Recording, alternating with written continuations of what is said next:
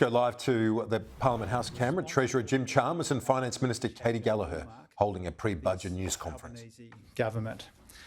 We will build on the substantial progress that we have made when it comes to budget repair over the first 2 years and our first two budgets. And I wanted to take a moment to remind you here of our record. The first surplus in 15 years with a $100 billion turnaround of what we inherited. The second is in reach, and if we achieve it, this would be the first back-to-back surplus in almost 2 decades. We have returned 88% of revenue upgrades versus around 40% for the former government. We have found around $50 billion of savings over our first couple of budgets. The underlying position is around $200 billion better at MyEFO over the 5 years to 26-27. We've made sure that debt peaks almost 10 percentage points lower than what we inherited. Debt's around $165 billion lower at the end of the medium term compared to what we inherited in the pre-election outlook.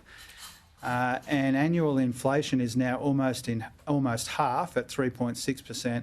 Of what we inherited in the June quarter of 2022.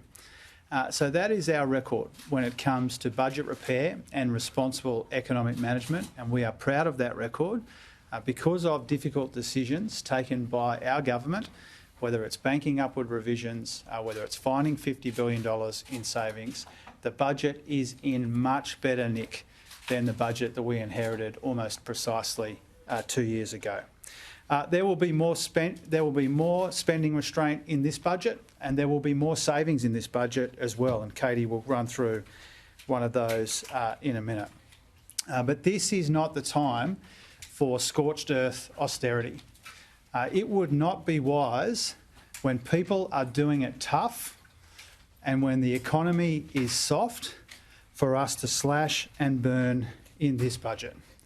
This is not the time to slash and burn in the budget when people are doing it tough and when growth in our economy is weaker than we would like it to be. Now, there's no shortage of opinions at this time of year about the budget position. We see that in the papers almost every day, and we welcome that because it helps us to chart a responsible middle course between those who want us to slash and burn in the budget and those who think that it should be some kind of free-for-all of spending. We are charting a responsible middle path. We are striking the right balances in the budget that we will hand down in 8 days' time. Another point that is often lost is what matters here is not just the quantity of spending in the budget, but the quality of the spending in the budget, the timing of that spending, the sequencing of that spending. And that's why some of the oversimplified rules of thumb that you'll see from some commentators don't perfectly capture the sorts of balances that we are trying to strike in this budget, our third budget, in 8 days' time. Some extra spending is unavoidable, some of it is automatic, some of it is desirable, all of it is warranted. And you look at the last couple of days, the indications we've given about debt relief for students, paying students who are doing their prac. Big investments in Western Sydney that we've spoken about in this room before. Now, recognising Western Sydney is a key part of Australia, it's a very important part of our economy, and it will be a central focus of our budget as well. All of that spending in the budget will be warranted. Now, some of the deficits in the budget will be a little bigger than they were at MyEFO. Some of them will be a little better. We will print 5 bottom lines this year and the subsequent 4 years. Some of the deficits will be a little bigger. Some of them will be a little better, and you will see that on the night. But overwhelmingly, what you will get is a sense of the really quite substantial progress that we have made since the budget we inherited a couple of years ago. We have spent a big chunk of our time cleaning up the mess, and we've made good progress. And that's why we won't be taking lectures from our opponents who left us debt and deficit as far as the eye could see. They left us higher inflation. They left us a bigger interest bill on that debt. We've made good progress against the benchmark that they left us with almost exactly 2 years ago.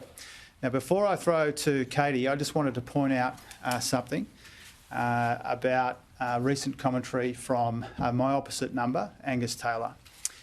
You need to be very careful about what Angus Taylor says about the economy. In the last couple of days, he has had two quite egregious gaffes, where he is either deliberately lying about key indicators in the economy or he doesn't understand that he's wrong. So I caution you, when Angus Taylor talks about the economy, to make sure that what he's saying has a basis in fact. Responding to our HEX announcement, he said that real wages have been falling under this government. Real wages are growing under this government for the first time in years. They were falling 3.4% when we came to office. They are now growing again.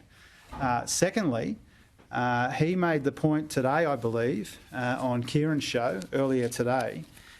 He said that we had spent most of the revenue upgrades in the budget. We have banked 88% of upward revisions to revenue since we've come to government, 92% in the most recent mid-year budget update, 82% in the 2023 budget. So these are either egregious gaffes or egregious lies. And so I caution you to take with a grain of salt anything that Angus Taylor says about the economy in the lead-up or during or after the 2024 budget. His time would be better spent coming up with alternatives rather than coming up with lies about the economy. Katie.